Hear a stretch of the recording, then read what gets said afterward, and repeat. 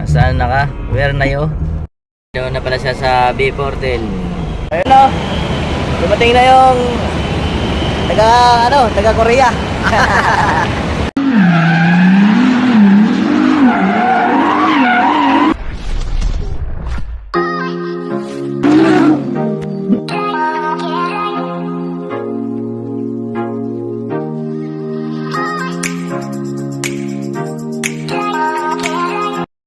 Yun o, may susunduin tayo. Dumating na si Borlan TV. Dito tayo sa airport. Ito yung mga pungi.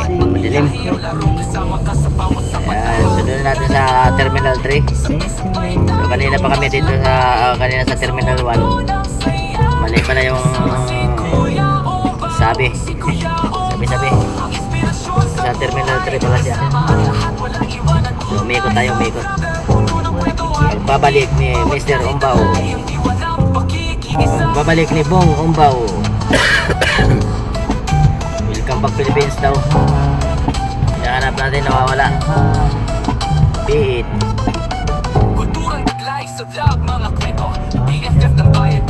Saan na ka? Where na yo? A few moments later. Sa Bay 8. Saan siya sa Bay 8? Yun. Yan yung dalawang pugi.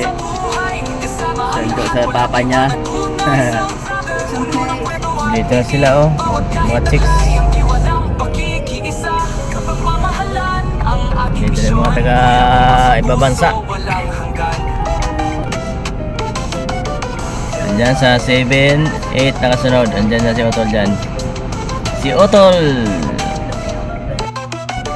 Yung isa kong kapatid, di ko nasundo kasi di naman nagsabi na susunduin pala.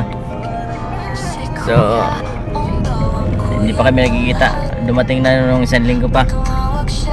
Isang linggo yung pagkita nila, magkasunod lang sila. Tawagan mo na. Nasaan na ba? Hindi natin matanda yung mukha yata, mahaba na buhok.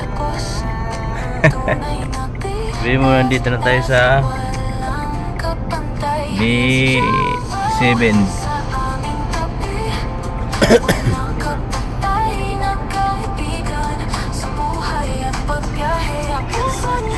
Dito na kami sa B7. Ang sunod sa B8.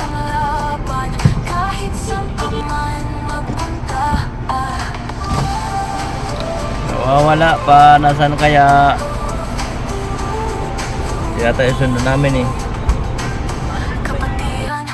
So antayin na lang natin kasi wala pa. Hindi pa ata bumaba. Lumabas. Ikot muna tayo nito.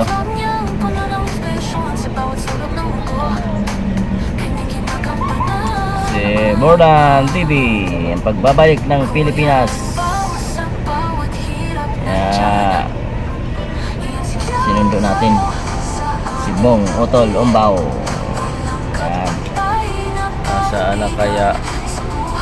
Doon na pala siya sa B14. Punta natin. Nandito na kami sa Kalate, B7. So andyan na siya, tumatawag na. Tumatawag na sa malaking doon. Sa B14 na siya. Punta natin. Traffic man. Ayun. Doon sila sa 14.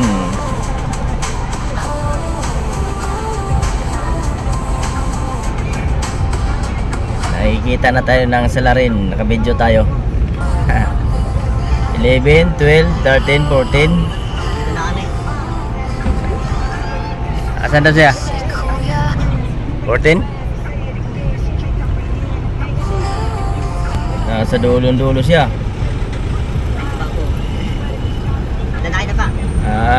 Yung naka-itim? Oo. Hindi yun eh. Naka-blue yun eh. Ayan o. Uy, marami. Ayan o. Ayan o. Ayan o. Ayan o. Ayan o. Ayan o. Uy. Ayan o. Dumating na yung taga Korea. Welcome back daw, Philippines. Yun. So, yun lang nasundo natin kasi yung utol mo isa, hindi ko nasundo. Hindi nagpasundo eh. Tayo na bugi naman yung utol ako. Ay, teka lang. Medyo Yung ano, pag dinalagay yung malungkot yung salubong natin kasi nabawasan tayo ng isa. Okay lang. Oo nga eh.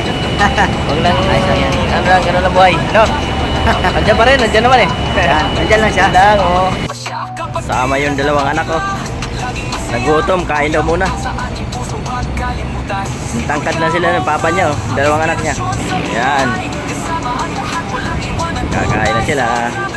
Mag-ama, kakain.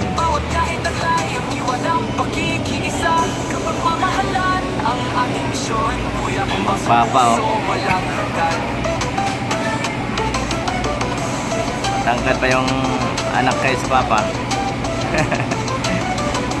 Yan pa isa, oh. Kapatid yan. Gutom na yung dalawa. Tapos namin sunduin dyan sa terminal. So, nagutom yun si Otol. Kain muna daw. Para pagdating sa Cavite, tulog na lang. Pagod daw siya eh. Pagod sa biyahe. Yan. Kwentuhan niya magkapatid. Para magkapatid na lang. Ilang taon na lang. Makabilis ng panahon na, no? Tangkad na kagad sa papa niya.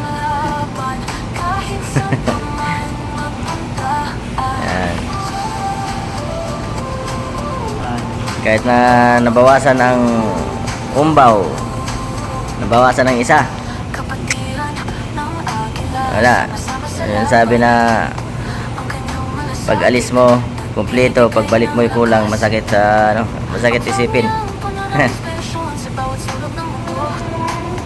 Yeah, wala tayong magagawa, ganun talagang buhay. Nagutom si Bossing. Ilang oras ba, Idol? Ilang oras? Lapit na pala, no? Tagal namin naman. Sa aeroplano lang yun. Aeroplano, 4 na oras. Sa ano naman? Doon sa ano? Galing sa bahay. May bus pa. Ang haba. Oh? At 20 minutes. papunta sa terminal airport. Ng Wando. Ilang beses sumakay? Ilang beses? Ilang beses sumakay? Sa bus? Ayun natin yun. Galing sa bahay. Sa Wando bayan. Yun. Tapos lumago sa plan. Dalawang bus. Bilis lang yun, no? Ilang buwan lang. 8 months. Oh? Maganda pala dyan sa Korea kasi makakauwi ka na kung ano. Oo. Hindi yung pamatagalan. Kasi pagkatapos kontrata, uwi talaga. Mas maganda pala dyan. Hindi masyadong mingaw. Kaso wala yung ano eh. Kauna kay... Yan, oh, dito na yung mga pagkain. Si Boss Bong. Yan. Kain muna daw kaya para pagdating doon, tulog na lang. By Raiders. Si Kuya Umbo kay bawal man ng Raiders. Sige, bra. Yan, thank you. Tapos na kami kumain. Salamat sa nakatinim tayo ng katas ng Korea. Ay! Thank you, tol. Salamat. Ang sabi niya,